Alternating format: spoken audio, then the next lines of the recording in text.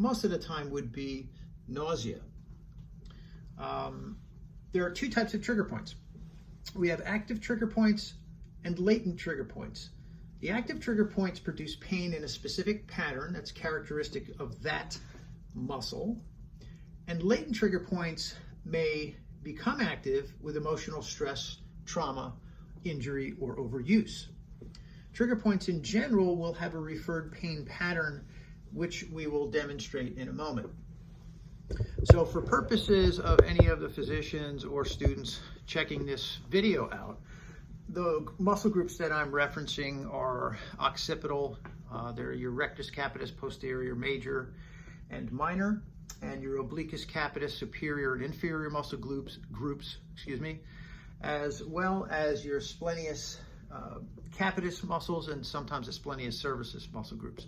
So these are all located in the upper portion of the neck and extend from the occipital region down into the cervical region, at least the splenii muscle groups. So let's take a look at some of the pain patterns, and then you'll get a better idea of what we're discussing here.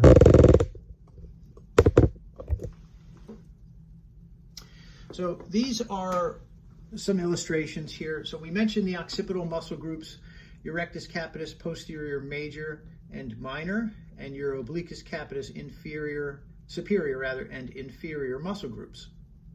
These trigger points in these muscles will refer pain to a characteristic spot, possibly across the temple or through to the eye, into the back of the head, or possibly even around and over the top of the head.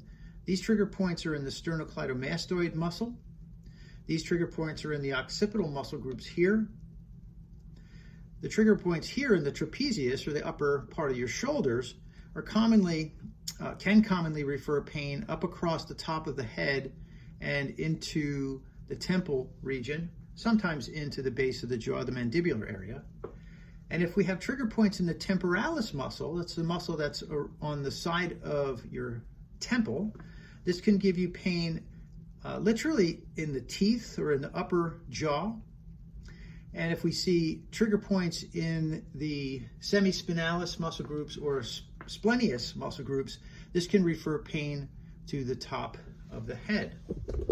So most of these trigger points will become noticeable and symptomatic after trauma, such as a car accident, a fall, or an injury.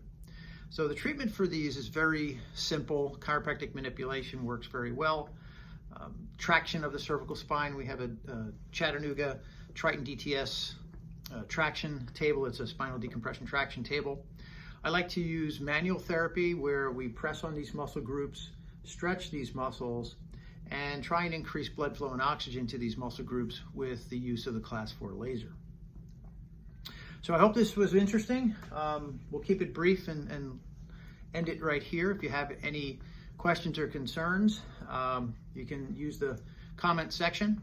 If you haven't subscribed, I would ask that you do so, and pass the word on to any of your colleagues or friends or anyone interested in this material. I will be producing additional videos of an educational nature.